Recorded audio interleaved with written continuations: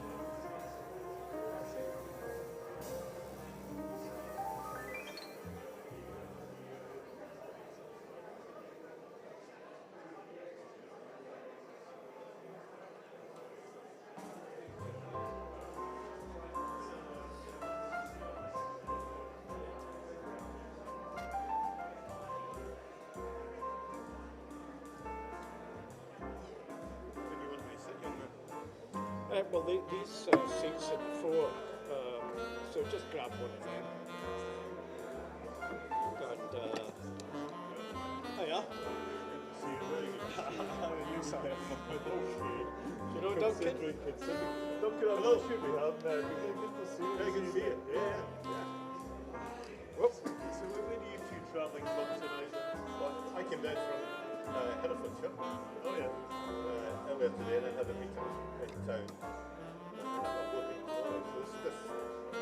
I think it's reasonably well, didn't it? Yeah, I know. That's good to hear. It means I can send my expenses to This sounds better and better. You can, we only receive checks. There's never anything in the kitty, I'm afraid, and that applies to us as well. So. An ongoing concern for all institutions. How are you finding business at the moment? Is it just mixed? Stop letting people in.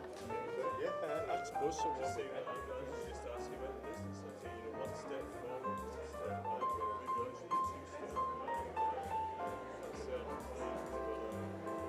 Are you making this? No, based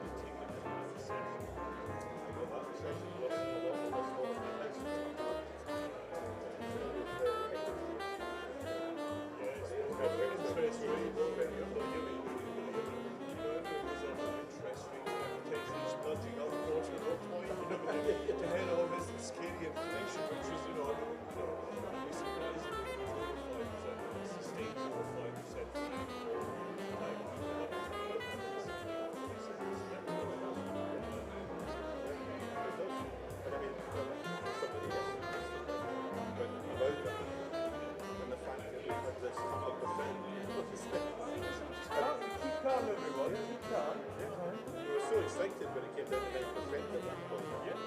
This is in the 90s. Yeah, in the 15. yeah. Well, it was the 50, but that was partly that ERM debacle. That's right. Yeah. Norman Lamentable. Yes. That was when Maggie was Prime Minister. Who was that? Maggie was Prime Minister. Tail end of. Tail end of, Nobody remembers that. But it was major, but was at the helm. Was it? Yeah, yeah. One of the reasons I remember that was a story of Major on the phones that night, right? Is supposing the Allies of the Family in France.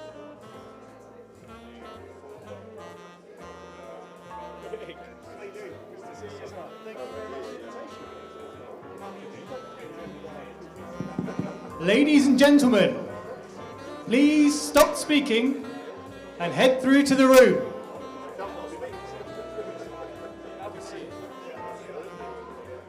Ladies and gentlemen, we are about to start.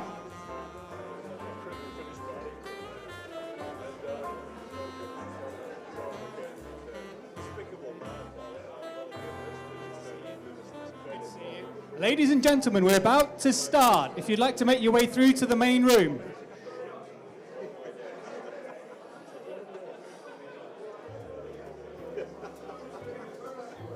I can imagine that.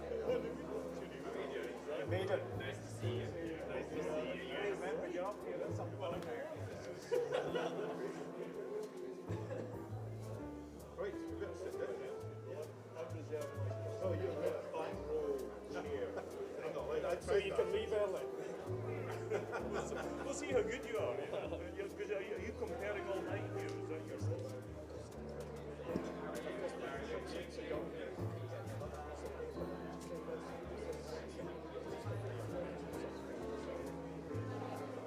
Talk amongst yourself. No, it'll be good spirits today. You know, if you do fuck up in the hard press, you worse than the Prime Minister CBI or something like that.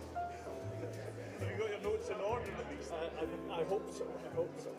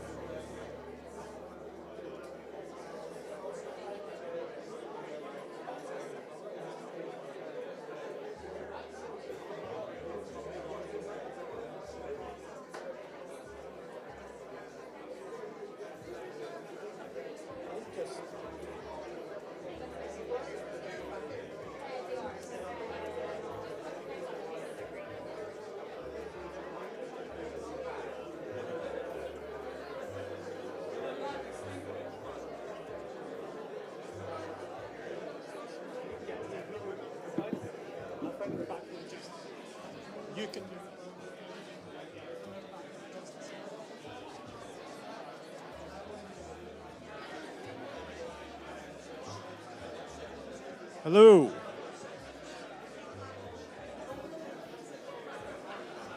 Hello?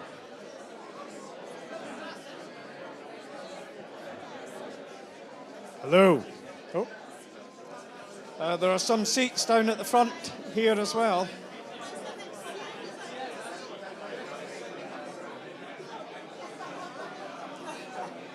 Is that a suitable sound, Stephen?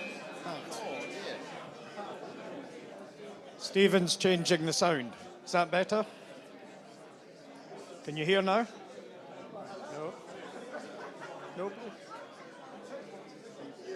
Aye.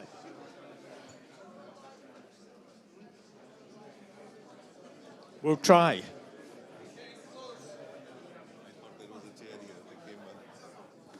Are you okay with now? Can you hear everything? All right. Thank you. Well, welcome everybody, and there are a few spare seats. It's really nice to say that we've got a full house, almost, for our first real event in what must be 18 months, I think. So, welcome everyone. My name's Andrew Burrell. I'm the current chair of the Academy, and I've been given so many bits of paper and notices here that I've got to try and tell you about that I'm sure something's going to go dreadfully wrong. So if you can just bear with me when that happens and talk amongst yourselves. And nobody could. Anyway, I could. First thing is housekeeping. So at the end of the event, or should you need to leave early, please exit via the small door at the back and head out the way you came, up the stairs and out the front door. In the event of a fire or if the alarm sounds, please exit through your nearest signposted fire exit and assemble in the crescent at the front of the building. And if you would like to make you aware that there is a theatre performance taking place upstairs in the rear of the gallery. It says, please be mindful of this when exiting the building. I'm not quite really sure what you do about it, but please be mindful of it anyway. So I've done one, so that's a start. I should say that's me. You also have for those who are Twitters or tweets, that's the hashtag and also the Wi-Fi password, etc. if you wish. So thank you for that. And my second sets of notes have decided to close up on me. And for those who don't know the Academy, you'll be aware we do support the people in the organisations to deliver and sustain the great towns and cities. We've been going for 15, 16 years, and this has been our mantra all the way through. We'd like to thank, in particular, our awards sponsors to start with, Savills, Grosvenor, JDP, STW, Event Photos, and Bar Gazetas. So that's our first group. The other group are, of course, all our other sponsors, without whom we simply wouldn't be here. So I won't reach through all of them, but you can see yourselves there. So thank you very much indeed for all your help. And we also have supporters in kind, and they're very important to us also. So thank you, everybody there in that list. 2021 has been a wee bit strange for all of us, no doubt. And from the Academy's point of view, it's been no different. 2020, we had to, obviously, I think you'd probably call it a panic, we had to go straight online and move everything from our normal events like here and today onto things that we'd never heard of before, like Zoom and Teams and all the rest of it. So that was successfully handled, I'm glad to say, by our team. And we've been running events since then in such a manner. This year in February, we had a Networks and Magnets event online, along with everything else, which was really to do with the role of the small and medium-sized cities. We also had one on rapid transit and urban recovery, which was largely to do with tram systems in 4 European cities, and we produced a report that's recently been published, and if you want to see it, it's also on the website. And in June, we had our first ever virtual congress in Edinburgh, or about Edinburgh, probably is fairer to say. And there was quite a number of highlights there, but certainly one of the most, I think the one that was felt by many people to be really worth the time was and it included quite a number of help from the City Council, from the, shall I call them, the younger group within the City Council, if that's allowed to be said, who helped us put together 4 films on areas of Edinburgh that would in fact have been the areas that we would have toured had we been really there. So that worked out really nicely. I think we had some great speakers, and we had a 3-day event which was called a sprint, which involves Bureau Happel's C Lab and quite a number of our young urbanists who looked at Edinburgh and the sea as their subject and produced their report, which was then, I think it's been presented to the council. If it hasn't yet been, it will be very shortly. We then had, we thought we'd be really smart in the run-up to COP26. We had our third of our housing conferences, which was how does the housing sector respond to COP26 and to being zero carbon ready. And we'll hear a bit more on the COP that followed, but the Congress obviously was probably the second most important gathering in the UK this year. And we'll get on to what is probably the most important one slightly later. Our young urbanists have been very active. They've produced their own programs and their own events throughout the year. In Scotland, our YUs have taken over what is our coffee breaks and are doing all the production and the composing of these themselves, which is great, and it's really very interesting to see. There's a different slant on things, and I think it's really encouraging for those of us who consider ourselves to be urbanists, just where it's going at the moment. The coming soon part, which is sort of our advert for other programs that are coming along. There's one that we're going to hold on the 27th of January on urban markets. It keeps bouncing back. And in April, we're going to look at what's the linkage between good urbanism and good health. Again, on our real advertising side is if you're not a member, please become one in some form or other. You can see all the different groups that we have there, and I'm sure you could all fit into something that you might like to consider. And please do give some consideration if you've not already done so. Now, as I was saying, on COP26, we've well, somebody mentioned it earlier. We couldn't get Peppa Pig, but we have managed to convince an old chum, who I should point out will be even older next week, who's come along to give us his recollections of COP26, and we'll hear that just now, if you may. Duncan Sutherland. Thank you.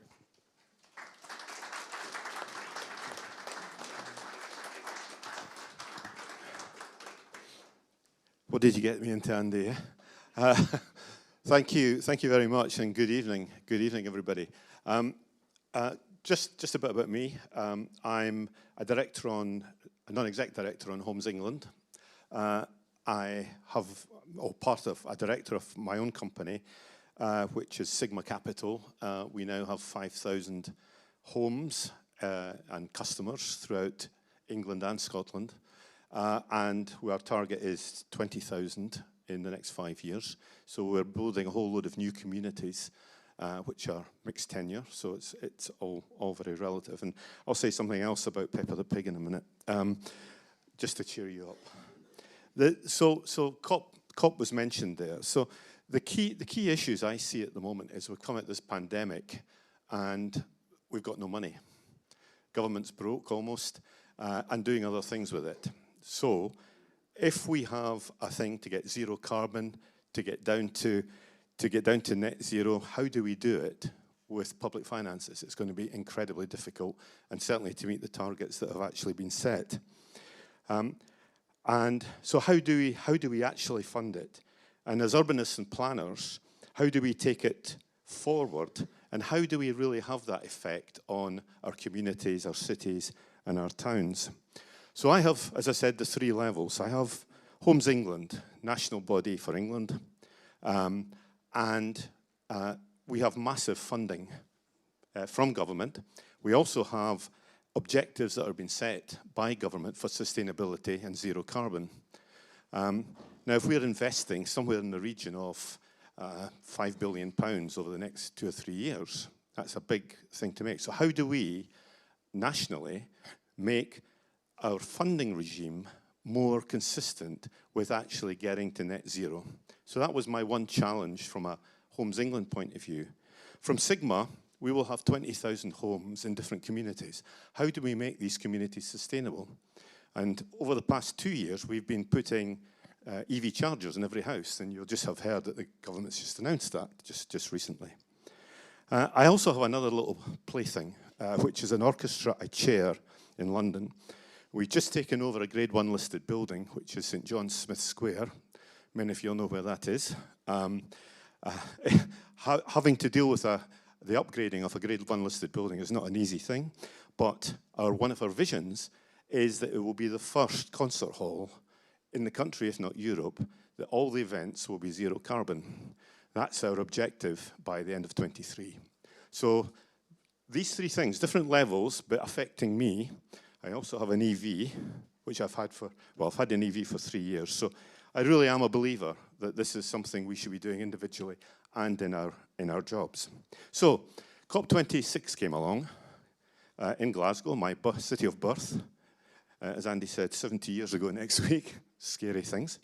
Oh, sorry, I was going to mention Peppa Pig. So the orchestra, sorry, I had to come back to this one. The orchestra is the orchestra of Peppa Pig. So at the end, I'm going to be selling tickets for our event, which is in January, the Peppa Pig concert. So we want you all to come along. We're inviting Boris.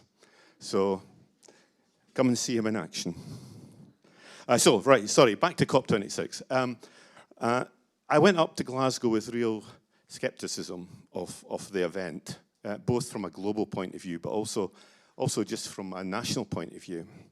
And I went to this thing called the UK Cities Climate Investment Commission report. It was an all-afternoon session, and I came away enthused, excited, really got me going. And I went back to the people I was staying with in Glasgow and said, because the hotels were about £3,000 a night, and I'm Scottish, and actually really kept them up all night talking about this. Now, Greg Clark's here. Greg is the chairman of the commission, and also, I think, of the Connected Places Catapult. So I'm going to plagiarize what Greg's report is. So apologies, Greg, wherever you are. Let's go. So given the practitioners' room, I thought it was a good thing to actually be able to just quickly say something about before the awards ceremony, because I think it's very much related to all the things you've been doing this year. So the Commission's a partnership between the Connected Places Catapult, Core Cities UK, which is all the key cities across the UK and Northern Ireland, Wales, Scotland, England, and the London boroughs, or the London councils. It only covers 25% of the population, so there's 75% of the population. So all the numbers I give you now, multiplied by 4, just because that's what it's going to be. So the first thing that the Commission did was look at what the challenges were. And one of the big challenge is the fact that 206 billion is what they're saying to actually get to net zero by the target just for the core cities, just for that group of 25%. So you can multiply that up for the rest. Now you can think, where's that going to come from? It's not going to come from the public finances. Some will, but the great majority will not. And it's a very complex issue that needs a more strategic and comprehensive approach. So the things that Andy put up there on the board, the conferences you've done, all looking at specific elements, in this strategy, you can't do that. You've got to look at all these elements together and how you take them forward. On the top of all of that is the public finances, and that's one of the things that really has got to be factored in. So how does the money come in? The main aspect of the Commission's report was how do you get private finance to come along public finance and actually get to that level of investment that's required. And there's a lot of private finance around at the moment. My own company, 2 months ago, we actually were bought by a global private equity company, and there's a lot of those people around at the moment wanting to invest in the UK. So there's sufficient resources, but the issue is we don't have the kind of structures that allow for that to happen. And anybody who's involved, and there'll be a lot of people here involved in public-private partnerships, know the issues and the barriers that creates. So the approach that the Commission took was to look at the key urban infrastructure sectors which were relevant to getting to net zero. So things like commercial building, decarbonisation, domestic building, decarb, and the big thing of how do you retrofit housing, and that would be one of the things I've no doubt you looked at in your housing congress. Renewable energy, particularly electricity. How does that work? How do you get that moving? Waste management, decarburation, green infrastructure. Those were all the things they kind of focused in on, and how do you get private finance to come in on that? So the key findings were economic incentives at the moment across sectors cannot be seen in isolation. So it's the point I was making before. You can't look at all these things separately. You've got to actually bring them together. And how do we get private finance and public finance to work together in that aspect? Big things are renewable electricity, could be well funded and is well funded by the private sector. So that's a good thing. Domestic, commercial building, retrofit and transport and decarb offers some direct investment potential and returns, but is quite limited. And one of the examples the report gives, which blew me away, was if you try to deal with built environment emissions, you need an 80% subsidy to make it actually work. Now, that's massive, isn't it? Absolutely massive. And that money is just not going to come from the public sector at the moment. Transport, EV and buses, really good thing for private investment. Active travel schemes, like cycleways and walking, parks, all the things that you guys do in normal life.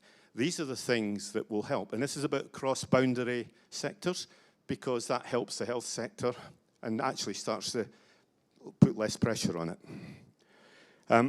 Green infrastructure and things like waste, decarbonisation, there needs to be real policy change to allow the private sector to invest in that. So the way forward that the Commission looked at was implementation across multiple sectors, but actually pointed to places. So places and communities actually taking it themselves and actually looking at the sectors right across. And that's from a place point of view. And for us as planners or urbanists, that is absolutely core to what we always believe anyway. So the place is really important.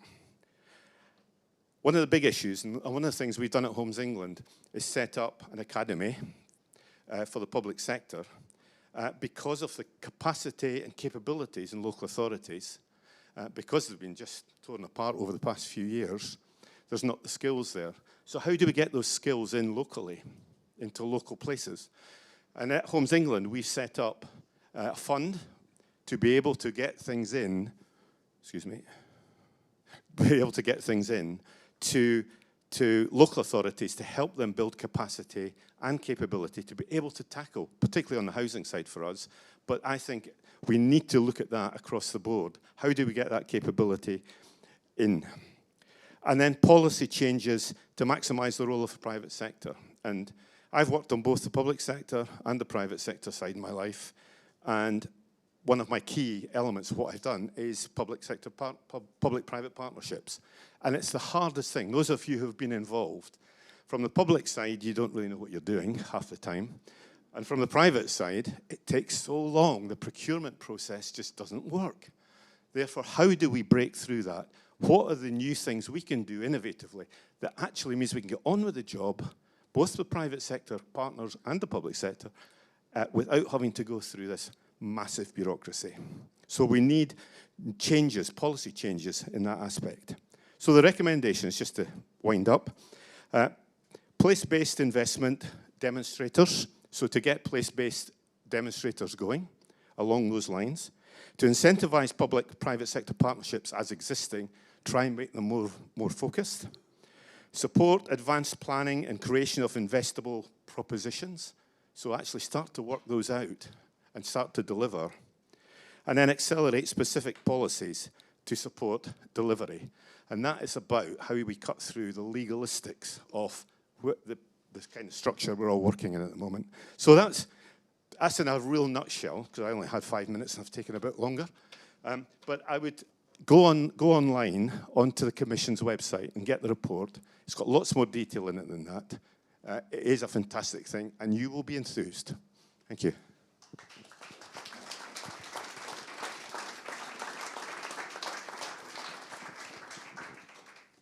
Thank you very much, Duncan. We get on now to our awards, and the reason why you're all here, to a large extent.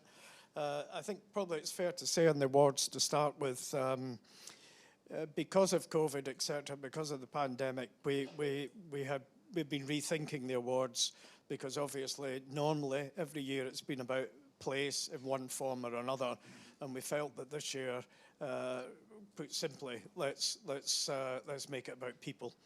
The place side, we didn't know whether we can visit them, whether you can visit some, but not all. It wouldn't be fair. So we have been working through a process between our own team and a lot of helpers and assistants. We're a bunch of adjudicators who have come from across sections from lots of our various members, and they've been assessing and chatting to the people who are on our shortlist and going through a whole series of categories with them. So I think we'll kick off, and if we can start, I'm going to work this one, I hope. The idea is that I'll tell you what each award is, and we'll then move on to whoever the lead adjudicator is to come up and take you through more of the detail of what the awards of the shortlist and the people have been about, and then we'll get somebody from the sponsors to come up and actually announce who the winner of that particular award is. So if that sounds complicated to you, think about how I'm feeling. So we'll try it. The first one is the Urban Thinker Award, which is sponsored by JTP. And we have here Miriam Fagbemi from Ebbsfleet, somewhere. If you could please join us. Thank you. And Miriam, I trust that you can I'll try my best. go through the list to remind you. Oh, great. Thank you. So I'm from the Urban Thinker panel. I'm the panel rep. So the panel had the pleasure of interviewing 3 really impressive candidates. And we'd like to also thank Kaylin Murphy for just putting this all together. So first of all, we interviewed Greg Clark, and we really enjoyed hearing about his experience in institutional reform and sustainable finance.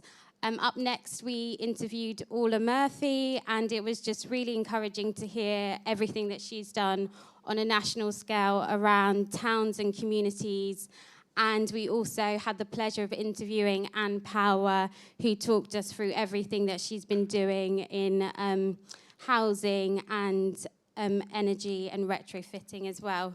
So now I'm going to invite Graham Phillips, who was also on the panel, up to announce the winner.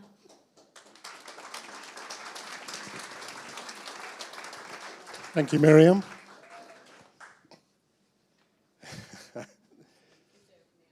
I know, I'm wondering whether microphone and envelope, recipe for disaster. Mic drop.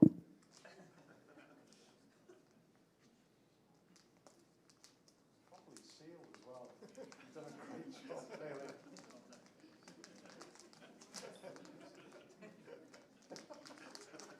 We're not in a rush, are we?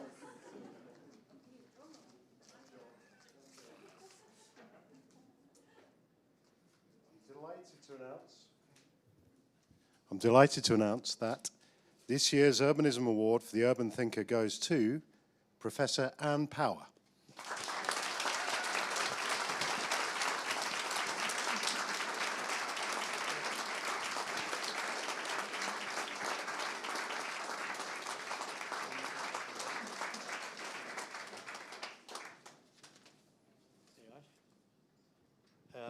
I was told this may happen.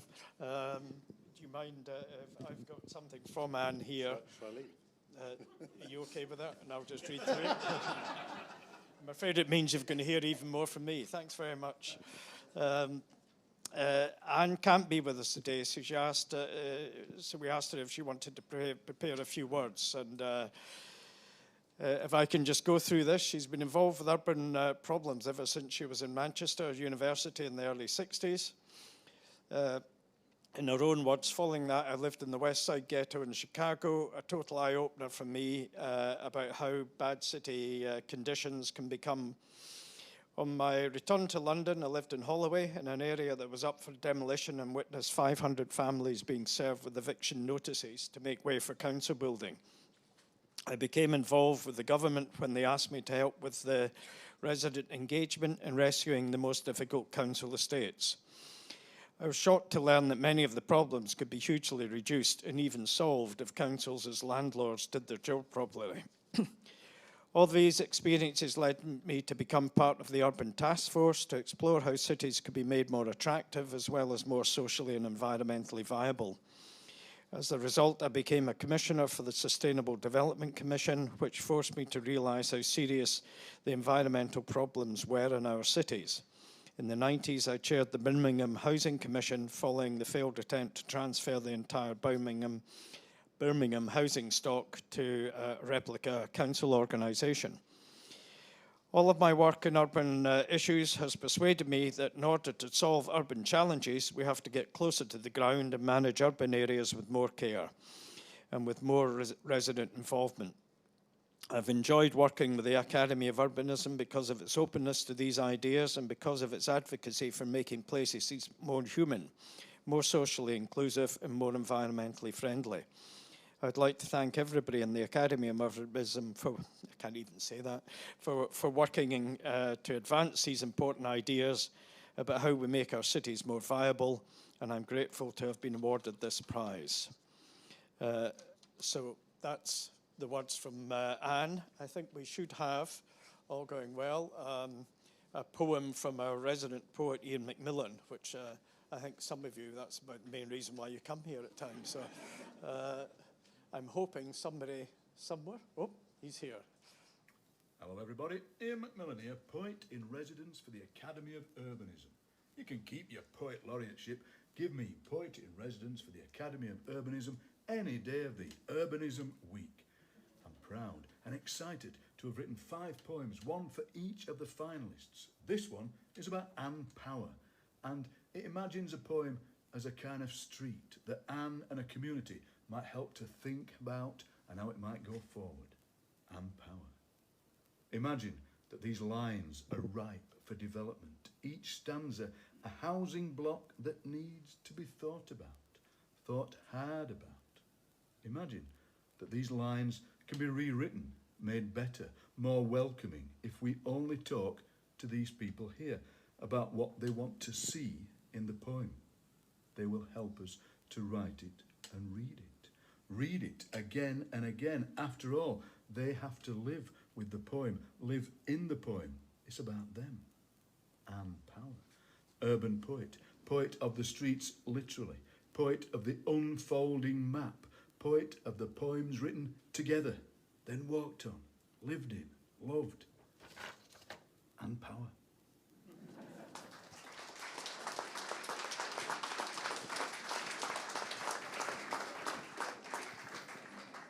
Thank you very much. We now move on to even more excitement.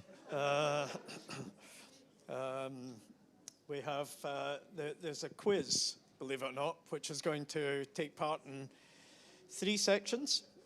Am I right? And we've got Robert and Rob, who are, hopefully will take the stage and lead you through all the rules and complications. And don't get too excited about the prizes, but there will be something towards the end. Well, hello, ladies and gentlemen. It's a great pleasure to be here, both Rob and I. And it makes a difference from last year when we were doing this over Zoom. A particular challenge for Rob and I this evening has been to find clothes that haven't been eaten by moths or indeed infected by mold, as most of mine have. The formal, yeah, sorry about that. That could be an endangered species you've just brushed off there. Anyway, my purpose this evening is to act as Rob's attractive assistant. And Rob's going to run through the questions, apart from the music round, which is going to be the first round, I think question 6. So, without further ado, because I think there was a bit of ado before this started, so I'm going to pass it over to Rob to run us through the first lot of questions. And also, what you'll have to do is write a list of numbers from about 1 to 30 or so, maybe 35, possibly 40. And you've got to... we'll be awarding points. Well, actually, you'll be awarding yourself points. And what do points mean? Exactly. And the Academy of Urbanism has actually, perhaps Linda, what are the prizes? We're not going to go there, apparently. Right. But that's the chair's last word. So, for Rob's first word. Thank you, Robert. We're going to go through this very quickly. So, when I give you a question, you'll either know the answer or you won't. Write down the name of the question. You don't need to think about it. So, question number 1. And we're doing it in three sections, and after each section, we'll give you the answers, and then you can give your own score. The question is, this is an advert. What's it advertising? And on, if you see on that book on the table, or if it is a table, it says another fashion book. They're really not trying. Right, so what is this an advertisement for?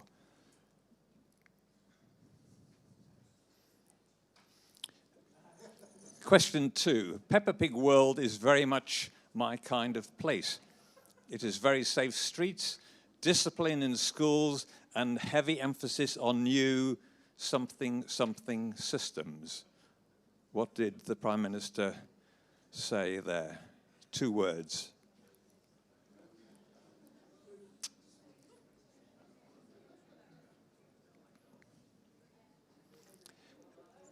When Newham Council commissioned some low-cost housing, it thought it was going to get a couple of blocks of apartments. Instead, it got this extraordinary reinvention of what housing could be all about. Who is the architect?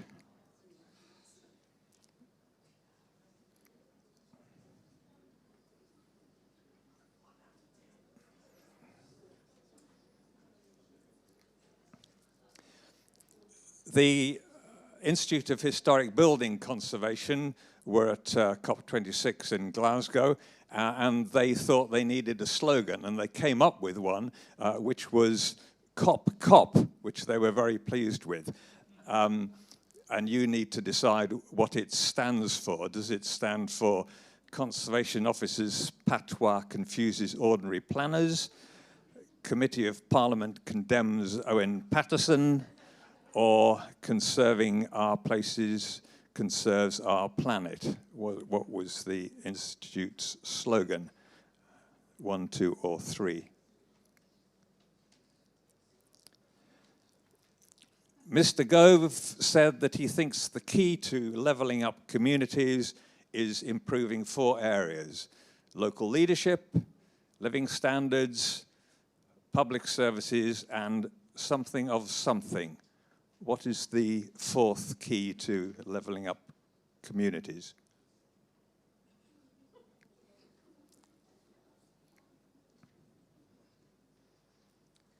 And now I'll hand over to Robert for the music round. Right, well, there's Mr. Gallagher will play a sound clip lasting approximately 3 minutes and 38 seconds. And your job is to identify the music and the place that it refers to.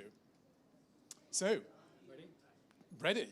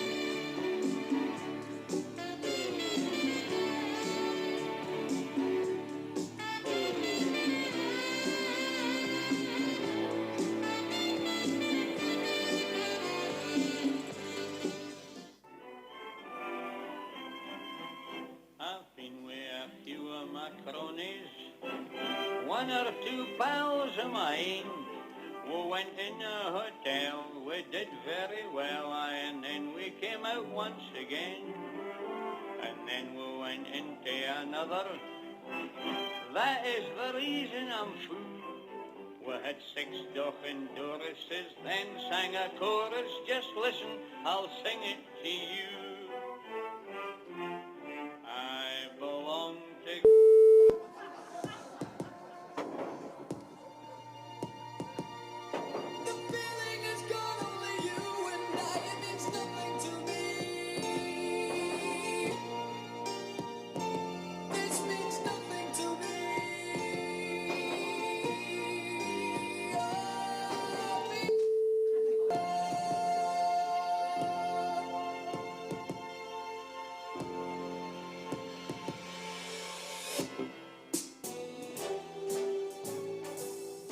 Start spreading the news. I'm leaving today. I want to be a part of it.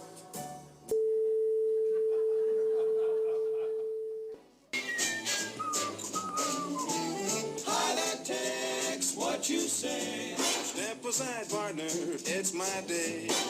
Bend an ear and listen to my version of a really solid Tennessee excursion. Pardon me, boy, is that the... Yes, yes, track 29.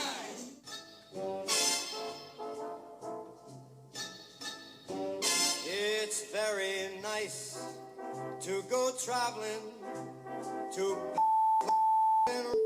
It's oh so nice to go traveling, but it's so much nicer, yes, it's so much nicer to come home. Right, that's the 3 minutes and 38 seconds, and we'll now, was it 3 minutes? Oh, sorry, 39 seconds. we'll now play a very much faster version of that, and we'll read out the answers. Has everybody got all the answers?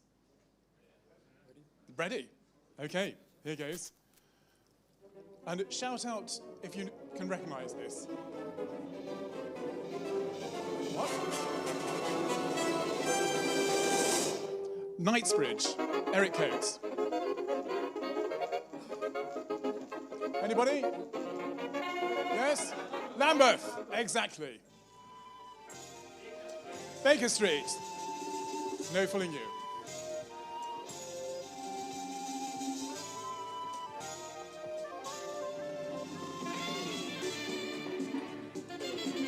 It's quite good at that speed, isn't it? It's a bit catchy. Excellent. One or two pals of mine who went in a hotel, they did very well, and then we came out once again. And bonus point if anybody knows what a dock in Doris is. Well, that's dock in Doris, then sang a chorus, just listen, I'll sing it to you. I belong to...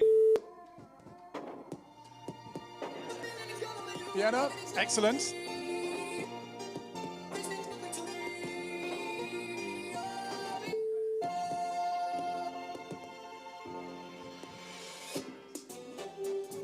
Start spreading the news. New York. I'm leaving today.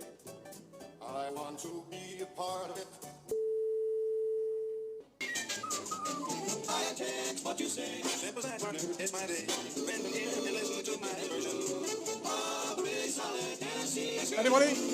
Chattanooga.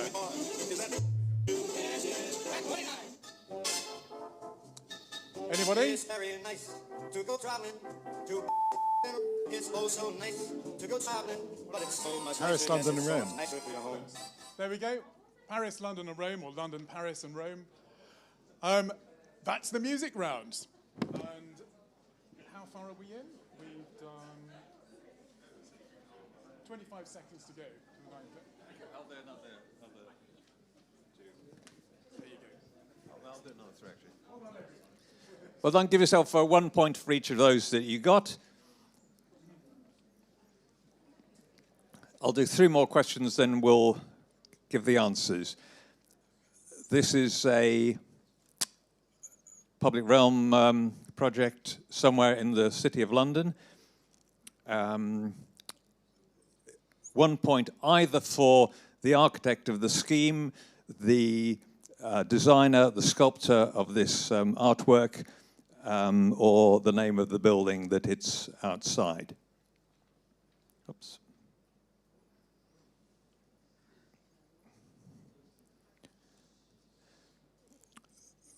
We always in the quizzes ask the question, who is the Housing and Planning Minister, because it's always a different one.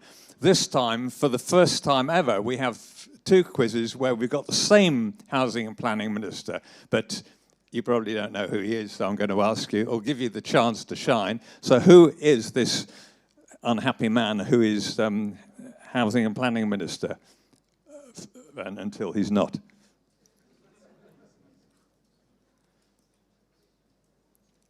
And finally, there's an English seaside town that used to have the railway running to the harbour, and the railway no longer runs that far, but it has been turned into a delightful linear park.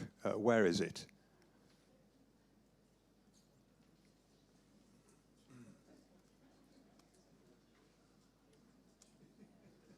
So, now the time to mark your attempts. So this is the Park Lift special fully automatic parking system. I've had one installed. I hope you have too. Anyone got that? What did you think it was?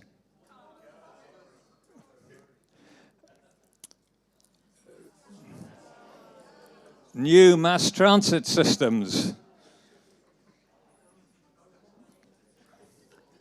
Peter Barber. Number 3. A sense of place.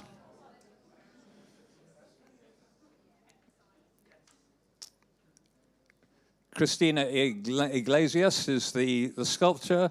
It's the Bloomberg building, Sterling Prize winner by Foster Associates.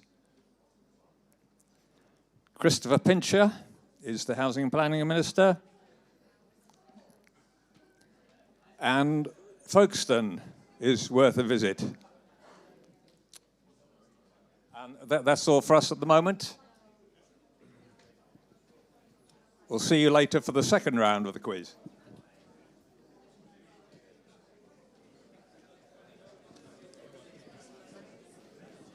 Well, thank you very much, Robert and Rob. And I hope you did better than I did. Back to the awards now. We have the Civic Servant Award. Oh, I was hoping those were the answers and you were leaving them for me. Which has been sponsored by STW. And we have Lorenza Cassini from Urbed, I hope. With us? Yes. So Lorenza will take us through the shortlist.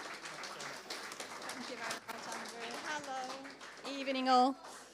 Right, I've come prepared. I've actually remembered my piece of paper, apart from someone else.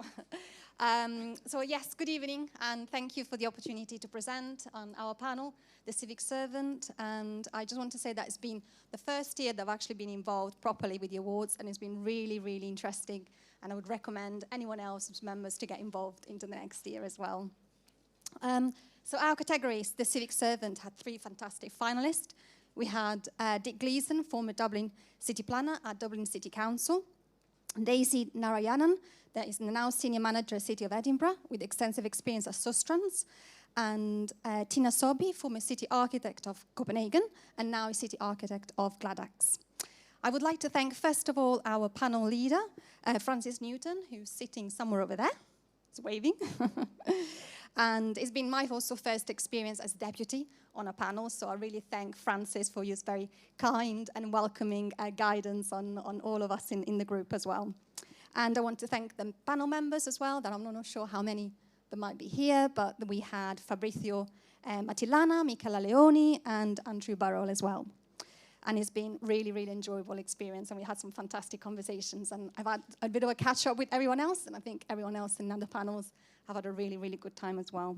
So, as I mentioned really briefly, our finalists are incredible individuals. They have achieved incredible work and continue to achieve incredible work. And where am I? I've just lost my track. So yeah, our conversations with them have been fascinating and really thought-provoking as well. And they only lasted an hour each. We've been really good keeping to time. Everyone has been so busy, but we could have gone on for a lot longer because they've been so interesting. We really want to celebrate all the finalists.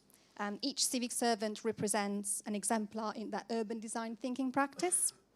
And in many ways, each other's works have actually influenced everything that has come on from there as well.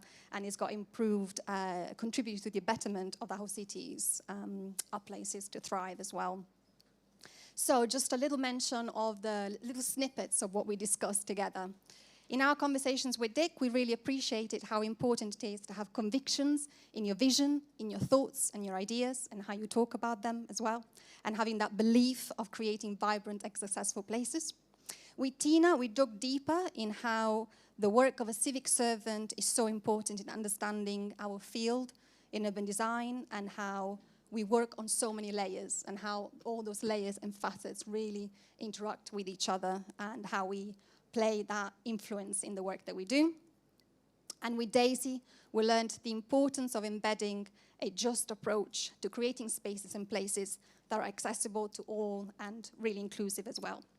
So in our panel, every time we left the conversation, we really felt enriched for the knowledge and inspiration that we gathered from it. So without further ado, I'm going to welcome Sheila Carney from Scott Talon Walker, who are kindly sponsoring the category, and to announce the recipient of the award. So thank you.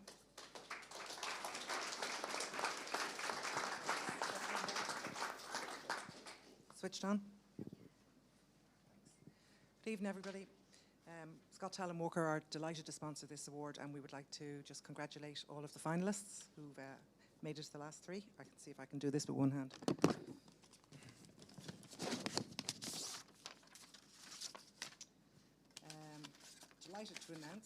Delighted to announce this year's Urbanism Award for the Civic Servant goes to Daisy Narayanan.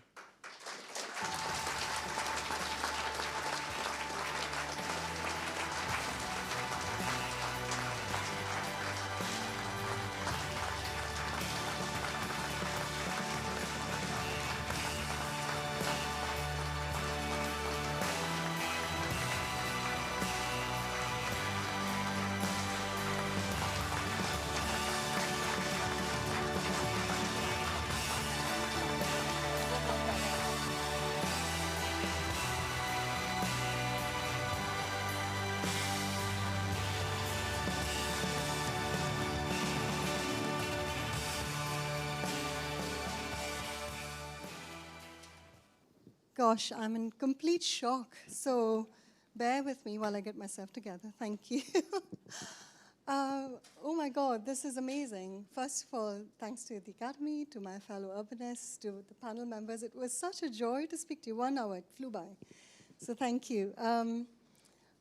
Gosh, this is seriously a proper shock. Tina and Dick Leeson, urbanist heroes, complete heroes. So I'm in, just a privilege to be on the same list as them. So this is for the inspiration that both of them have provided me, and to all of you who provide me with inspiration as well. It's been such a difficult year for all of us in the public sector, especially. The past 2 years have been really tough. So, huge thank you to my colleagues at the City of Edinburgh Council, the partners we work with, and all of that. At the risk of this turning into a big Oscar speech, which I promise you it will not, none of this is possible, creating, vibrant, inclusive, resilient places without the collaborative work that we all do and we need to do. So yes, it's a public sector, huge privilege to be a public servant, but it cannot, the work that we do isn't possible without all the sectors coming together. So real joy. My kids give me perspective. They tell me how much more is yet to be done. So a big thanks to them. And I just want to end, gosh, I am in shock, but I want to talk about Maya Angelou, amazing poet who talks about how you don't live life, you don't count every moment you breathe, but you count the breaths that get taken away where you're lost for breath. And that's one of those moments for me today. So thank you so much. This is brilliant. Thanks.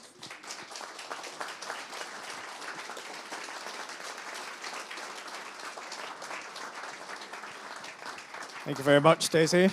And now a poem for you. Hello everybody, Ian McMillan here. I'm often a poet in residence on a bus or a train or a tram because I can't drive and I love public transport. And I like the work that Daisy Narayanan does because she likes public transport as well. And this is a poem about me gliding through Edinburgh on various forms of public transport. I glide down a street in Edinburgh and I feel like I belong, like this place was made for me, not the other way around. This is a poem, but if this was a film, the street would now burst into song. The walls would ring with a joyous sound. The verse would be loud, the chorus long, but nobody minds. And everyone smiles from Princes Street to the Royal Mile, because here is a city where A to Z isn't just a story of missed connections that make you think you'd stayed in bed. No, thanks to Daisy, the intersections between here and there work like a dream, from the north to the south and in between, with the kids on their bikes and me and my mam riding to the weekend on the afternoon tram. Hold very tight, please.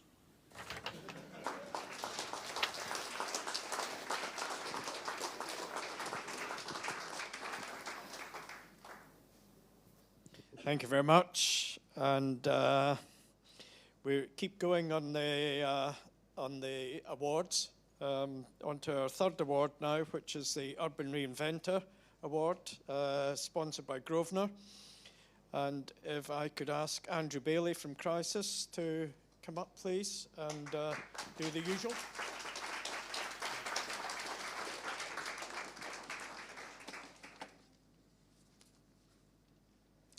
Thank you. It's a pleasure to be here, particularly as someone who perhaps has just escaped the target age demographic of Peppa Pig world. And looking at my score, hasn't quite reached the sort of music round of the quiz demographic just yet. We were set the task of identifying this year's Urban Re-Inventor from a long list of genuinely inspiring recommendations. And first of all, I'd like to thank my fellow panelists who threw in their considerable expertise, but also energy and creativity into this process. What we learned is that urban reinvention is often about struggle and building a coalition to pick the most interesting fruits of that struggle. And with the people we had in the room, we certainly struggled to keep our conversations under the allotted hour. So the fact that we did succeed in keeping the time whilst covering so much ground is very much testament to the skillful chairing of our panel leader and deputy. So my particular thanks to David and Victoria for keeping us on track and preparing both panelists and nominees for 3 really engaging conversations. Those were recorded. I'd really advise having listened to some of the conversation, but allow us to briefly summarise, and then we'll announce the 2021 Urban Re-Inventor Award. Dr. Nicholas Falk founded the not-for-profit Urbed and has spent his career applying what works to questions of social services and sustainable urban development. He's a prolific author of books, articles, and policy recommendations, many of which have led to tangible changes for communities around this country. Amongst other achievements, he is the joint winner of a Wolfson Economic Prize. Our conversation with Dr. Falk highlighted how coalitions of the willing can raise ambitions for a specific place, and how Nicholas's approach to relationship building has facilitated new, ongoing reinvention in new geographies, such as India, and in new challenges, such as combating climate change. Roger Madeline has been a key figure in the reinvention of UK cities, from Brindley Pace in Birmingham to London's King's Cross. He is now jointly leading the development of Canada Water, a major project in central London, and sits in the Executive Committee of British Land. In our conversation, we particularly enjoyed his thoughts on how to tap into the diurnal rhythm of places and the historical pulse of the site through listening to the community and actually physically and personally being mobile on and through the site which is being reinvented. Finally, Sue Riddleston has spent her career empowering zero-carbon lifestyles through architecture and city planning. In particular, the BedZ Eco Village was a genuine trailblazer for delivering affordable housing to a sustainable community. From this conceptual and physical base, I believe Sue still lives at BedZ, and the bioregional organisation is headquartered there.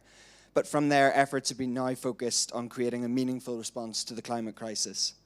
The frameworks and policies that Sue has put forward now influence billions of pounds of real estate around the world, and it's made its mark from the 2012 Olympics in London to the cities yet to be built elsewhere.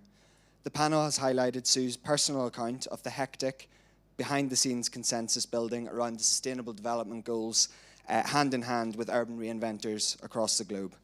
So our thanks and congratulations to all 3 nominees. I would now like to invite Elizabeth Randall from Grosvenor on stage to announce the winner.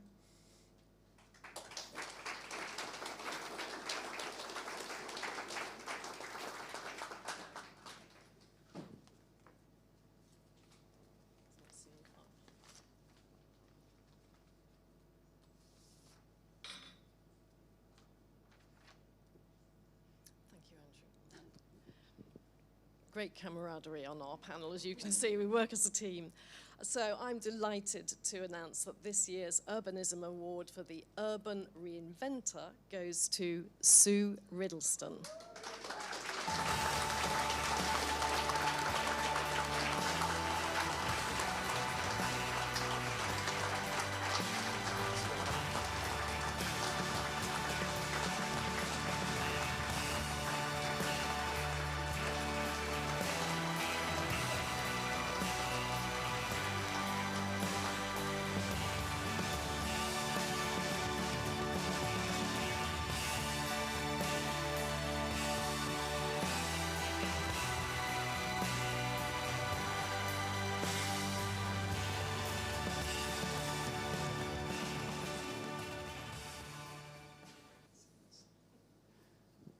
Oh, thank you. I was sitting next to Daisy and we were both like, well, we won't be winning, will we? The Academy of Urbanism is such a great network, and I've been to a few events of the Academy and been involved a bit helping to give talks, and it's such a great network. And I think one of the best things about it is it's fun. I mean, you know, the quiz, whatever I don't know, there's something about it. So I just want to say thank you for this great network, and thank you to the judges and to everyone who voted for me. There were 18 people in our category, and when we got down to the final 3, Nick, in his illustrious company, I was just so honoured to be, to receive that sort of vote of confidence from my peers. So thank you.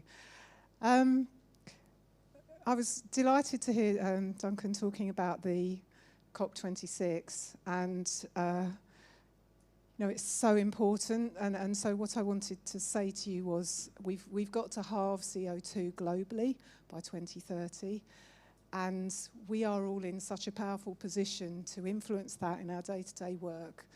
And every day when we get up in the morning and we go to work, and in our own lives, we all need to be making sure we're on the case, because we are the generation that've got to get this right. So it's really, really important. So I know it's really important to the Academy, and so many of you here are really passionate about it. And so I just want to enthuse and encourage you to channel your inner Greta Thunberg every day and work on getting a zero carbon life, making it easy for people to live a zero carbon sustainable life every day. Thank you very much. Thank you.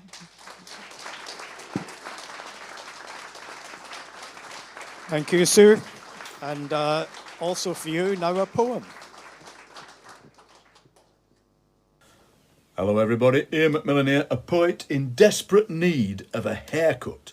But I've been too busy writing poems, just like being an urbanist. I know that urbanists never have time to have their hair done because they're too busy being out and about being urbanists. Perhaps between us we could rustle up a ponytail or perhaps a nice Mohican. This poem is about Sue Riddleston, who works so hard to make our future a sustainable one. And so I thought I'd write this in a fairly strict rhyme, because it feels to me that rhyme is a sustainable form, and rhyme is about sustainability in language. Sue Riddleston. If the future is a healthy one, then we must thank Sue Riddleston, who sat in committees day after day and listened, considered, and had her say to make the world a better place, to put a smile on the world's torn face. You might ask why a jaunty rhyme is fitting here. Well, at this time of turbulence, I have to say that rhyme is a renewable way of making language work for us, and that has to be a plus. So, Sue, I'm not ashamed to write. If sustainability is in sight, it's thanks to the thoughts you thought, the battles that you sat and fought. So when tomorrow tells its tale of how we couldn't dare to fail to make this a sustainable world, it's the Riddleston flag that gets unfurled. Sue Riddleston, keep up the good work.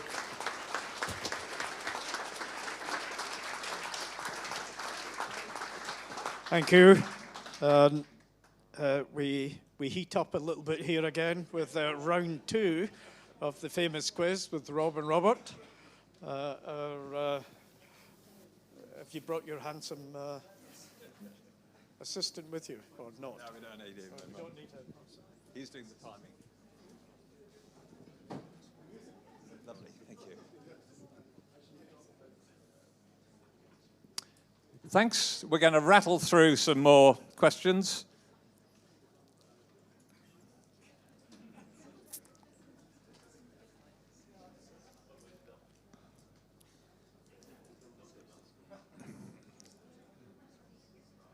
Hang on.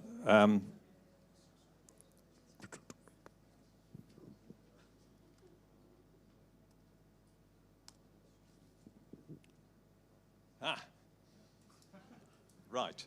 There's a clue there. But you're so dumb you won't get it. This is a photograph I took of a coal hole cover in Islington, and at the moment there's a campaign to get a coal hole cover made commemorating a famous, I'll give you a clue, his name is Jeremy Corbyn, whose hobby is going around photographing coal hole covers. So it may not be a very good question, but it's a very interesting piece of information. Here's a remarkable, a model of a remarkable scheme that has now been built. 1 point for either which city is it in, what's it called, or who are the architects.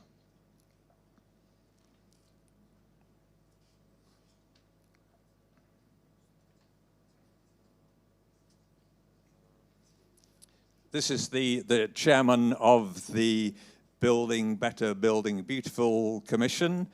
What's his name?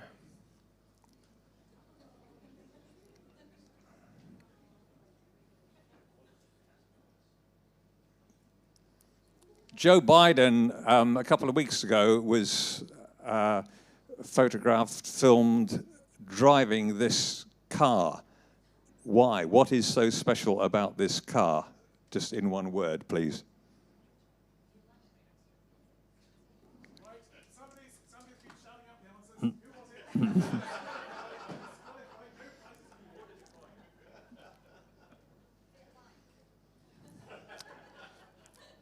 The Death and Life of Great American Cities. Who wrote it?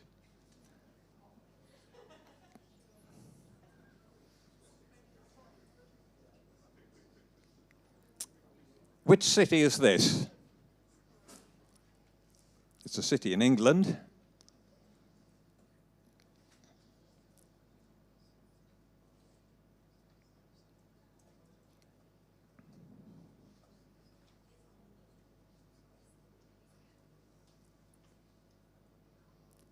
A civil engineer, he designed and built London's drainage system in 1845 to 75, using 318 million bricks.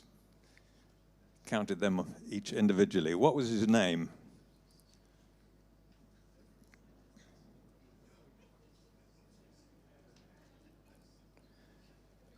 A distinctive pattern of streets in this city.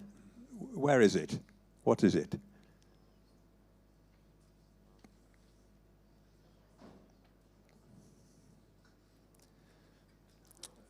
One point for one of the two authors of this amazing book.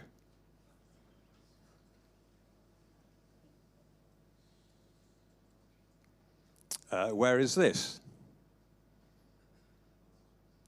A city in England. That was in the news last week or so in relation to bad news for it in relation to the HS2 funding. Well, the railway funding in general.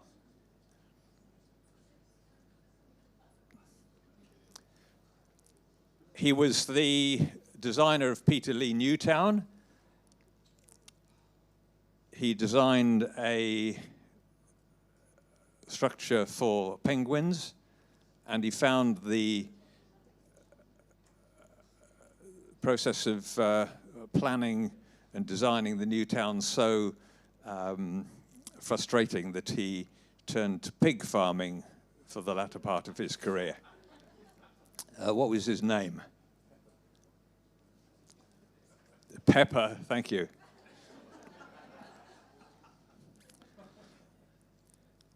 What does a mammal wear?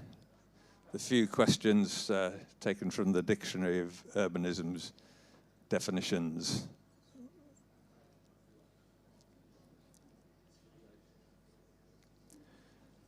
I want a word here that has two meanings. One is an area of the brain thought to be associated with finding routes between places, and a jocular term for a university campus where a large proportion of the students are obese.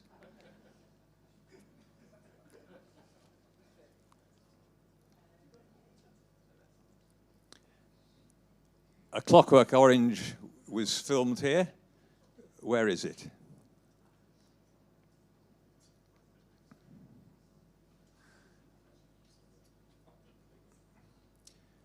Well, this looks an interesting book, and it's probably about urban design.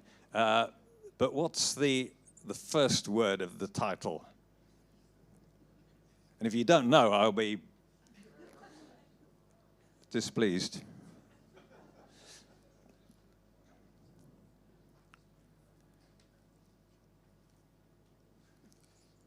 Which city do you associate with this fruit? And it's not an orange.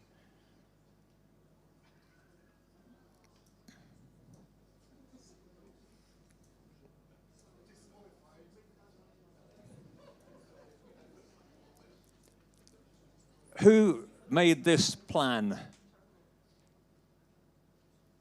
And a clue, it wasn't Christopher Wren.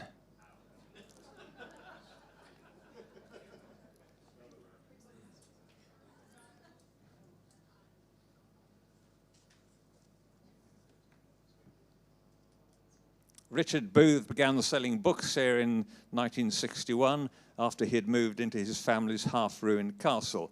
On 1st of April 1977, he declared the town an independent state with himself as king. By 2004, the town had a population of 1,300 and 39 bookshops. Where is it? What is it?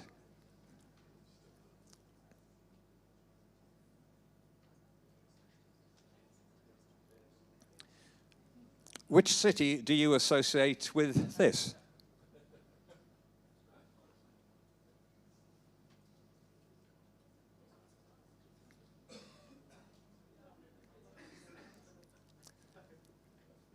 What do you call a bicycle or tricycle designed or adapted to be used for carrying goods?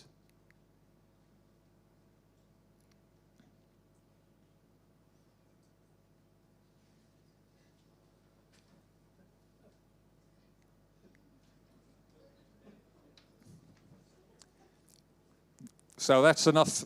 We'll now go to the answers to this section.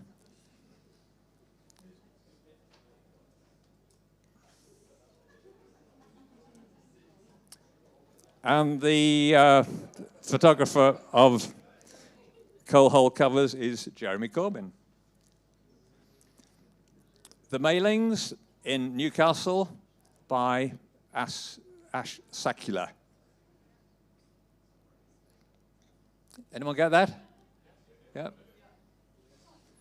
Nicholas Boyd Smith is the chairman of the commission.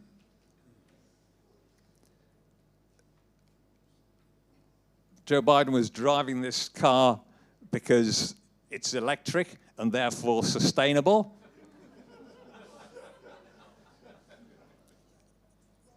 Jane Jacobs was the author of this book. Anyone recognize this? Liverpool, city of red sandstone and Chinatown. Joseph Bazalgette.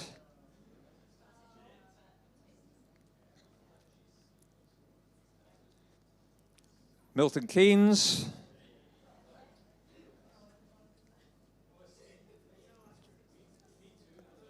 Was that the last one, I think?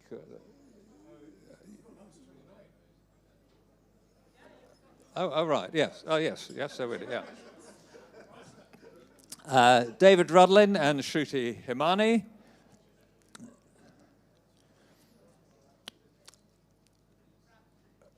Bradford. Anyone got Bradford? Bertolt Lebetkin. A mammal is a middle-aged man in lycra.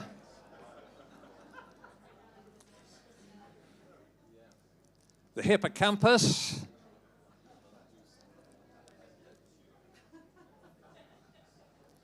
Thamesmead.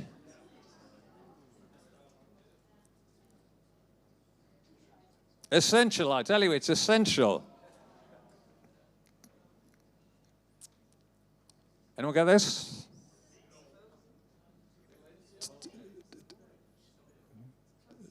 Tangiers?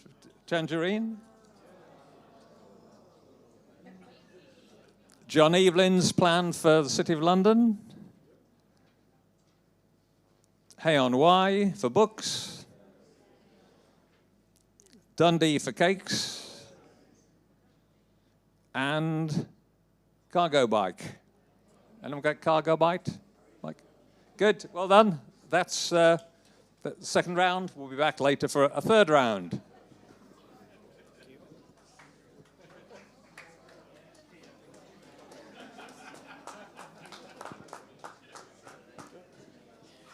Thank you for another exciting round. And the final will be coming shortly, because I'm sure you can't wait for that. The next award we have tonight is the Community Activist Award, which is sponsored by Bar Gazetas.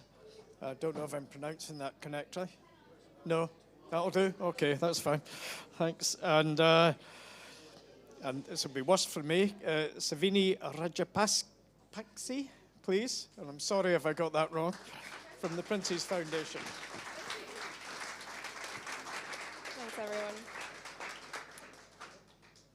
Yeah. So it was my great pleasure to be part of the Community Activist Awards panel this year. Ooh. I'm afraid you may have given the game away. Well, I'll say anyway that we had we did have 4 incredible finalists, and I mean, I really have to say all of them are incredibly committed to serving their various communities. They've all stepped up to take on this role of the community activist, not for personal gain, not because it's their job or their duty in any way, but simply as members of the community. And as such, the panel would concur. We had a very difficult task in selecting just one recipient from such an impressive list of nominees. So I'd like to thank all of the finalists for generously taking the time to speak with us and to give us the opportunity to celebrate and learn from all of their accomplishments. And I'd also like to thank the members of the panel for taking part, and particularly Michelle Grant and Tim Challens, who led the panel for the Community Activist Award. So thank you. I'll say a little bit about each of the finalists. Dr. Kerry Harker. So she's an artist who's been developing art spaces in her community of East Leeds. This is an area that's been lacking a real investment in spaces for community use, and she, with Project Space Leeds, she oversaw the repurposing of the former Tetley brewing site into a contemporary art gallery, and this is now a major cultural venue for the city.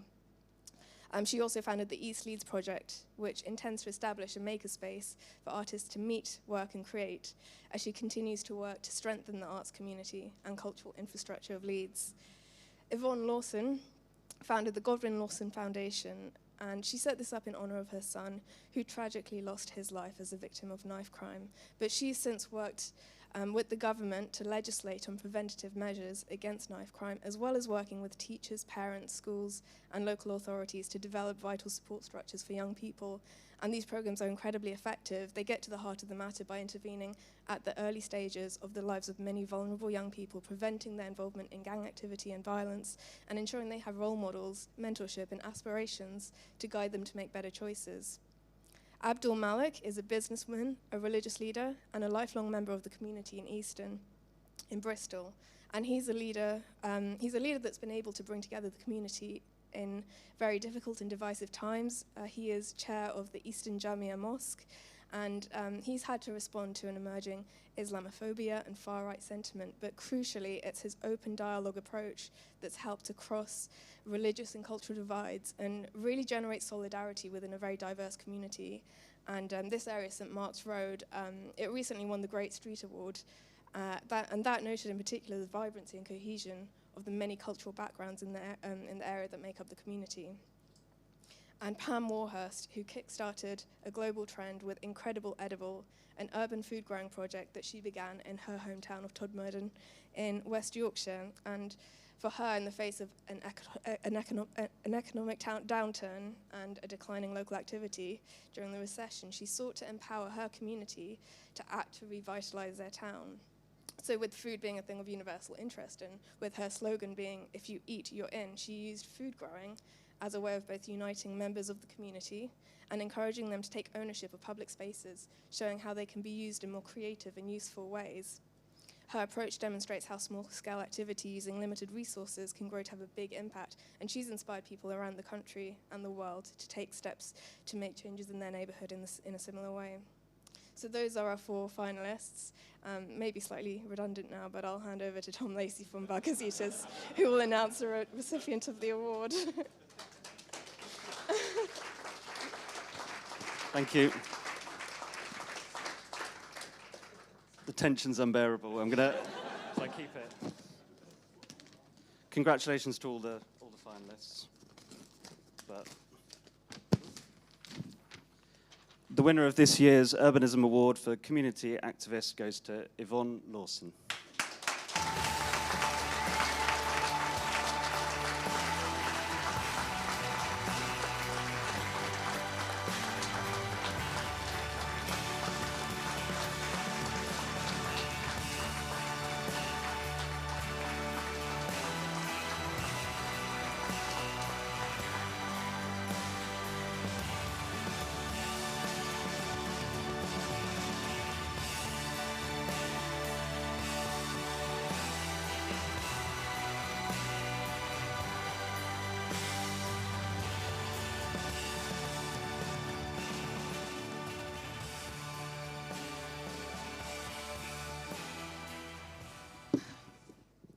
Oh dear, thank you so much.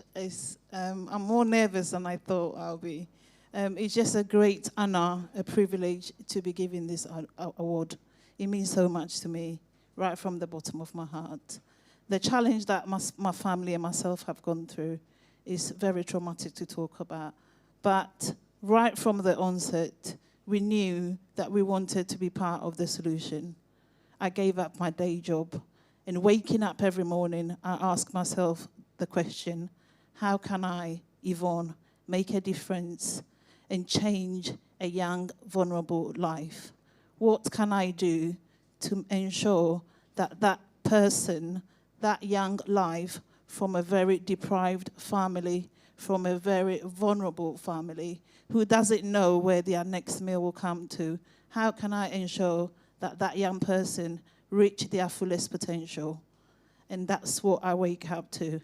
So it's such an honor. I'd just like to thank my friend, my colleague, Jeff Austin, who nominated me for this award.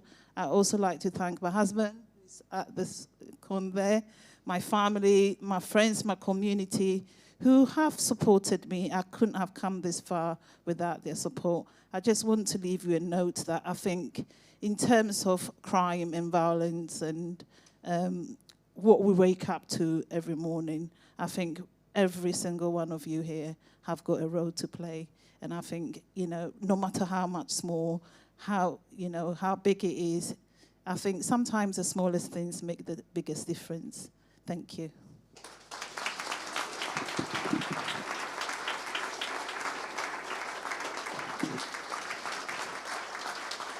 Thank you, Yvonne. And now your poem. Hello everybody, Ian McMillan here with a finalist's poem. You'll note, by the way, that I'm wearing a different shirt for every poem that I read. That's because I see myself as a kind of poetic city, ripe for regeneration, ripe for reinvention every time you see me, just like the best cities are. I see this as a kind of canal-side walk leading to a boulevard with a little cafe where I can sip espresso all day long. Here's a poem about the wonderful Yvonne Lawson. Put it this way, Yvonne opens doors that might otherwise be locked.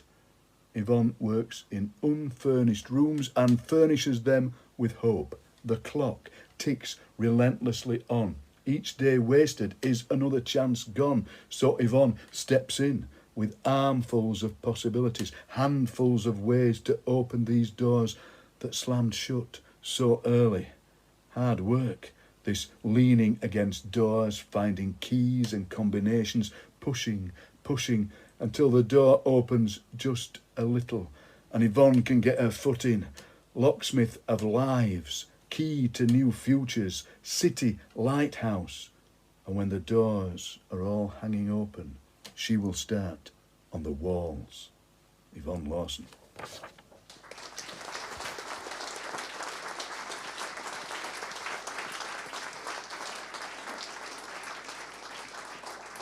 Thank you very much. And the final award tonight, Civic Leader, sponsored by Savills. And if I could ask Shane, you're there, Shane from the Belfast Buildings Trust, and do encourage him to keep looking at Belfast as next year's Congress, if you have a chance to chat to him afterwards. Thank you. Thank you, Andrew, and good evening, everyone. Thank you very much. It's a real pleasure to be here and a big honor to be part of this evening and part of the panel deciding the Civic Leader Award. Very big thank you to the panel chair, Richard Simmons, for keeping us all in line, and to our fellow panelists, Joe, Nam, Ali, Jeff, and Jazz. I think it's the cliche of every awards to say that it was a difficult time making the decision, but I think we all on the panel genuinely believe it, because our three finalists each brought a really holistic sense of what urbanism is about and the impact of what good urbanism is for people in their place. And our discussion to pick a winner really focused on their human approach and the simplicity of their human belief in place. And Wella Rastani, as Deputy Mayor of Tirana, has brought energy and real dynamism to making sure that city services are relevant to people, as well as dealing with some extreme challenges, whilst keeping a focus on making sure that the bigger picture of an urban vision doesn't get swamped by the everyday. And Bart Summers, the Mayor of Mechelen, for 2 decades, has a real belief in urbanism as a system, integral to safety, inclusion, quality of life, and welcoming new communities. And he has turned that into effective and practical delivery that has flowed up into national politics in Belgium. And David Cowan, at the heart of shaping places across Scotland, has embedded his creativity and his passion for trying things out into a progressive policy framework that takes the lessons of what's working in a particular place to encourage people in places that maybe aren't so successful. It was truly a delight to hear our three finalists speak about urbanism. I think, as lots of other people have said this evening, we could have talked for hours and hours, never mind just the one. And each of us on the panel was inspired by what each of our finalists had to say. Thank you to each of the finalists for being a champion of urbanism and of the impact that good places have for people, and a huge congratulations to each of you for being a finalist in the Civic Leader Award this year. As ever, we're immensely grateful to Savills, our sponsor for the Civic Leader Award, and it's over to Claire Mitchell from Savills to tell you our winner.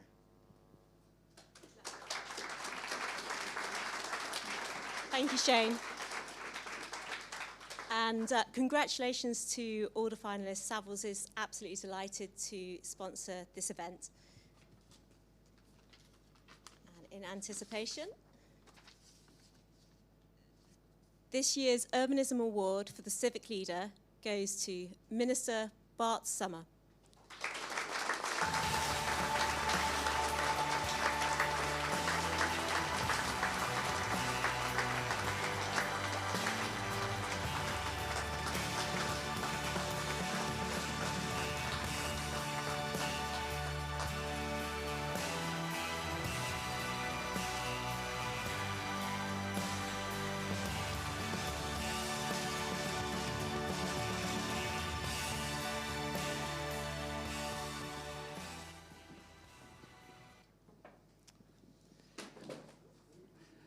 Good evening. I feel very honored. My native language is not English, but I try to do my best.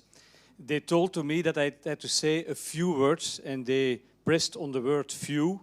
For a mayor, that's not easy. I'll try to do my best. But I want to use the opportunity to say something about urbanism.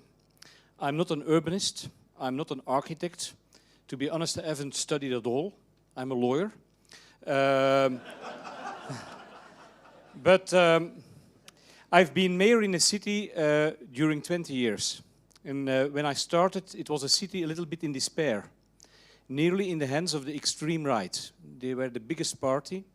It was a city that changed very fast in a few decades, from monocultural, when I was a small boy, to a super diverse city. A city where middle-class people left the town, a little bit abandoned, dirty, insecure. You know cities like that all around Europe. And we were able to change that in nearly 15 years' time. We were a zero, now we are a little bit in Belgium, a hero. Belgium is not big, it's easy to be a hero there, but we are a hero. The climate, the city culture changed completely.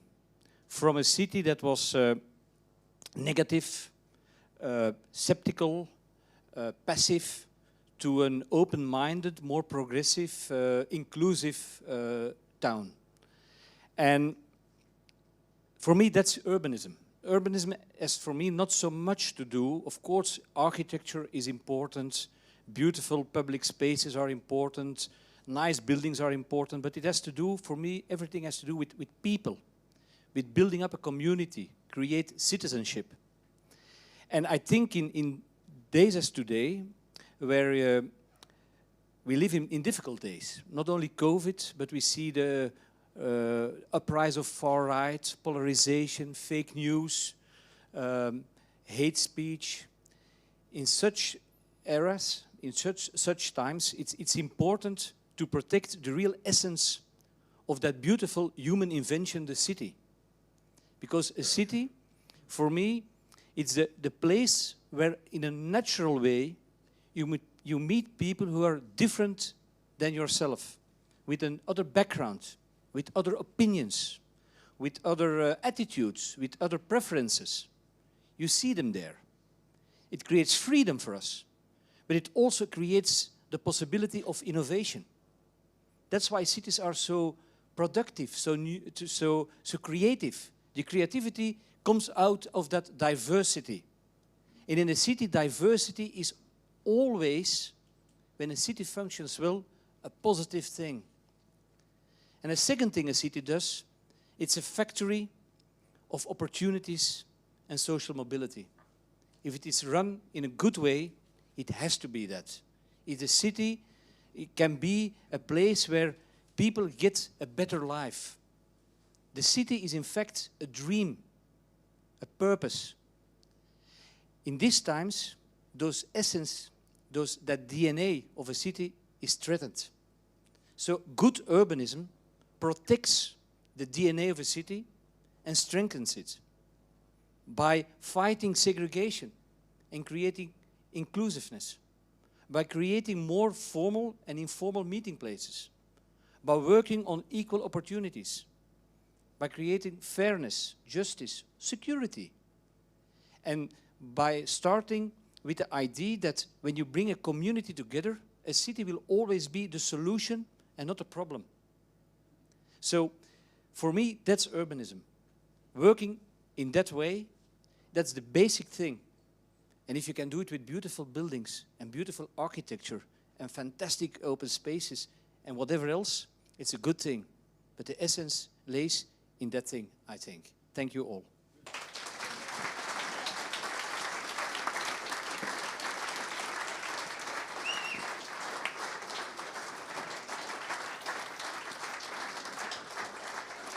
Well, follow that. A poem, I think. Ian can follow that. Hello everybody, Ian McMillan here with a poem about Bart Summers, who shows us what a place can be, how welcoming a place can be, and redefines what a city can be, what a region can be, and what a mayor's job can be. Bart Summers. Bart Summers welcomed the world to his place, and the world is his place, and his place is the world. And this welcoming is about listening and thinking and noting and listening and looking and talking and listening and then acting. Actions speak louder than words in a place where movement is everything. Down streets, along roads, across borders, across languages, where suddenly meanings slide away and have to be reimagined. Bart Summers does this and constructs a city as somewhere we can all live in, come from, go to, work in, dance in, sing in, and just for a moment, sit quietly on a bench in a park and look at the children playing with all their alphabets and all their belonging. Bart Summers.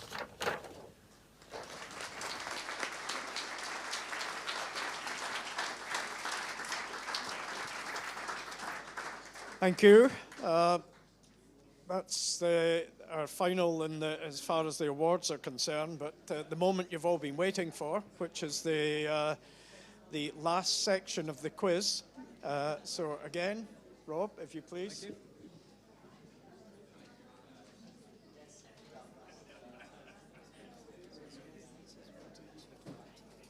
Yes.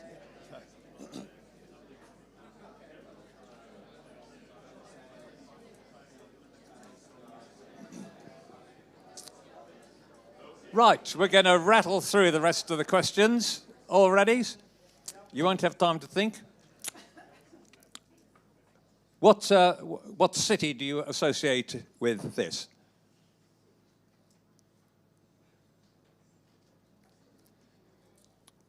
What city do you associate with this?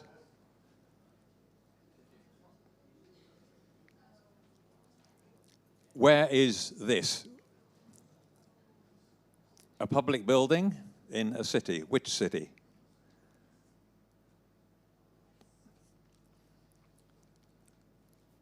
Who drew these images? He was a pioneer of the townscape movement. Who was he?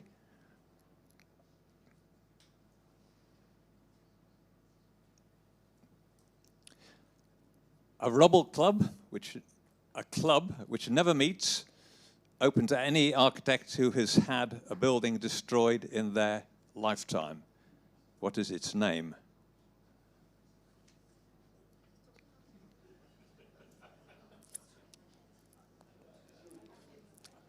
I'm looking for an originally Spanish word that describes a sun-dried mud brick used as a building material, sometimes reinforced with straw or other organic matter. One word.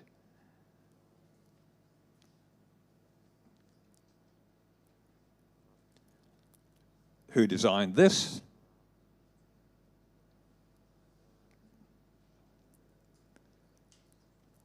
Which town in England do you associate with this?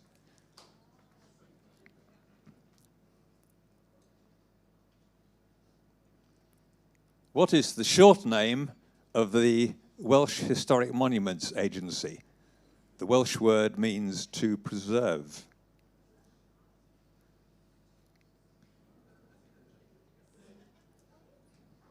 Which city do you associate with this?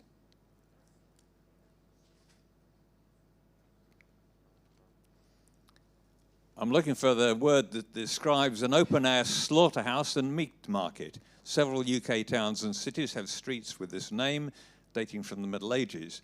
The best known of them was named in 2010 as Britain's most picturesque street.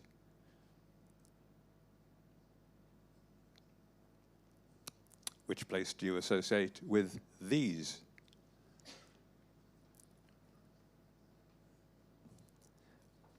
A word that means in the US a broad tree-lined road, and in the UK a railway station with extensive car parking.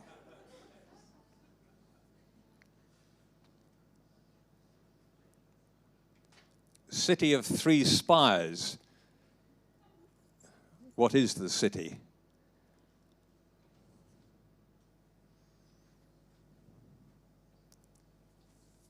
Name of a city, please.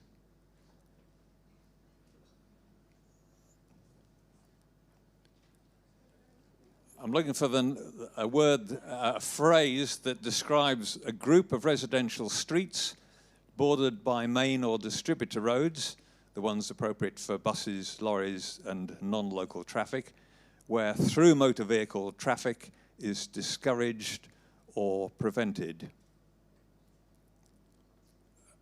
A three-word phrase.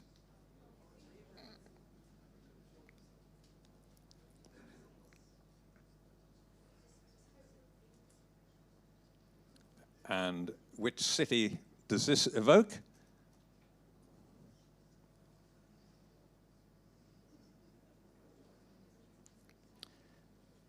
Clay tiles used on the elevations of timber-framed buildings, particularly in the 18th century in Sussex and Kent, to give the impression of brickwork.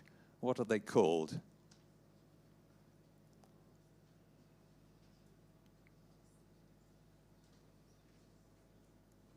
Another city, please. And finally, what does this sign represent?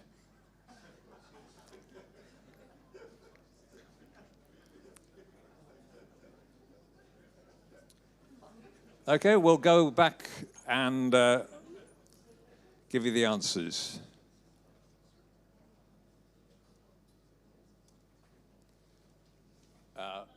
Yep. Florence, Kiev, Birmingham, Public Library, Good and Cullen, the Rubble Club, which I told you, Adobe, Le Corbusier, Melton Mowbray, Cadou, Neapolitan, Naples, Shambles, Chelsea Buns, the Parkway, Coventry, Hamburg, low traffic neighborhood,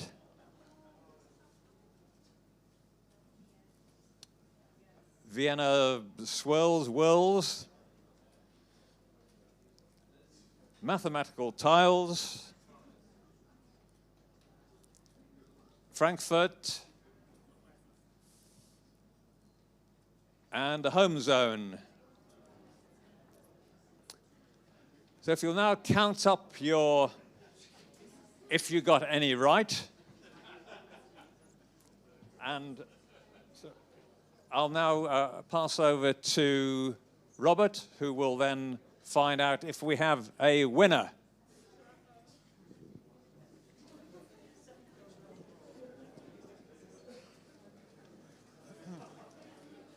Right, I'm going to take bids. You've all totted up your scores, have you? I'm going to open the bidding at 40. Can anyone give me 40? 40, no, 40, 38, 30, 39, 39, 38, 38. Anybody coming in at 38? 37, 37, 36, 35, 34, 33, 32. Oh dear, it's a bit desperate. 30, 34 and a half. Yeah.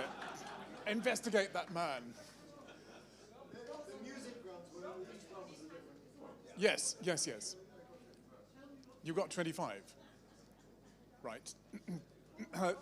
Yes? Rob Thompson, where's Rob? There you are. How many? 33. No, it doesn't. 33 is less than 34 and a half. What? Right. Well, anybody offering more than 34 and a half? So it's Kevin Murray, ahead by 1.5 points at the moment, unless anybody. Well, I think we have to pronounce the winner as Mr. Kevin Murray.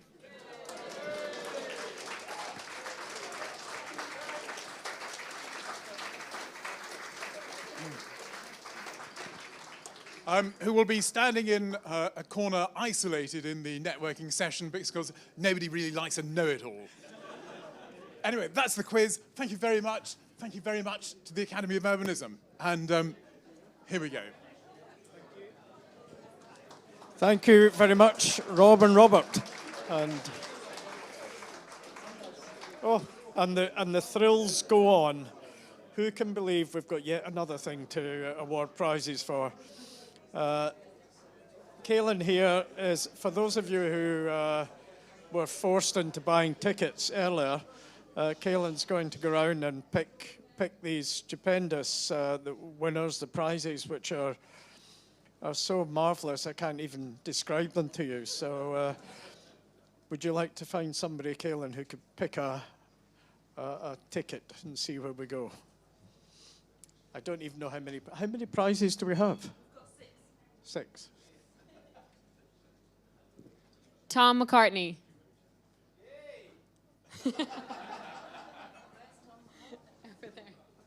You've won something. Just what you always wanted, a box of chocolates.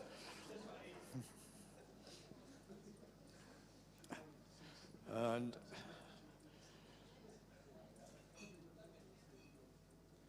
might be easier following Kaelin round so you can find out who's won things. Matt Lally.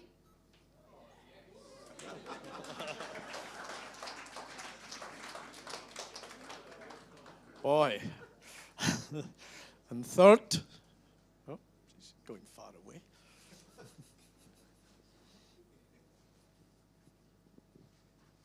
Janet Sutherland.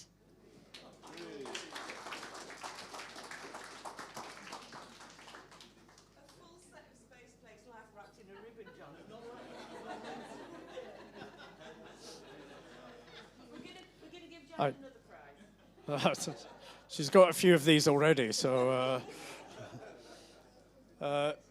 number 4. This is the lucky recipient of the Space Place Life.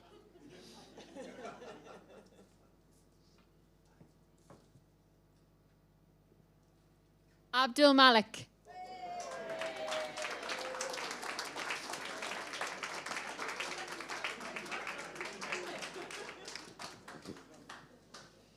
Number 5.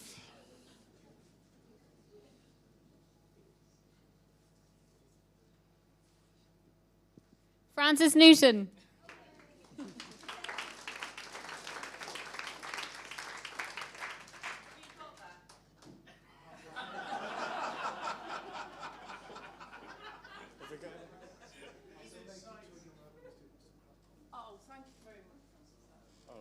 Francis is going to give it to a colleague. Well done. And finally, if we have one, if there's anything left in that great pile of exciting presents. Jazz Ashwell.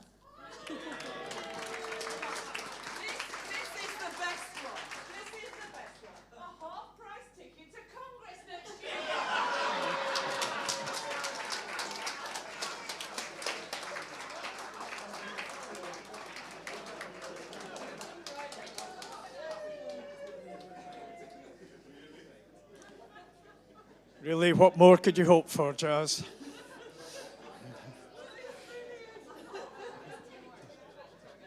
Jazz, as many of you may know, Jazz has been involved in curating Congress for quite a number of years. So getting a half-price ticket must be what she had dreamed of. So for networking. So can I just conclude? Basically, I've probably never managed to get through everybody, but there's a huge thank you to everybody who's been involved in tonight's extravaganza. We are indebted, of course, to Robert for putting on the quiz, which may become the new highlight of award ceremonies. To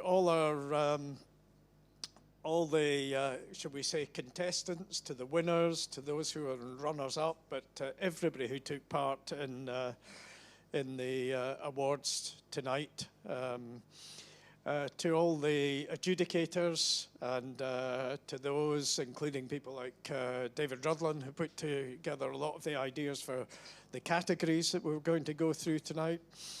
There's been a lot going on behind the scenes. We're due a big thank you to all our the sponsors for the awards, to our sponsors of the AOU, whether it's in cash or in kind, to our group members, and to all of you who are fully paid up members of the Academy.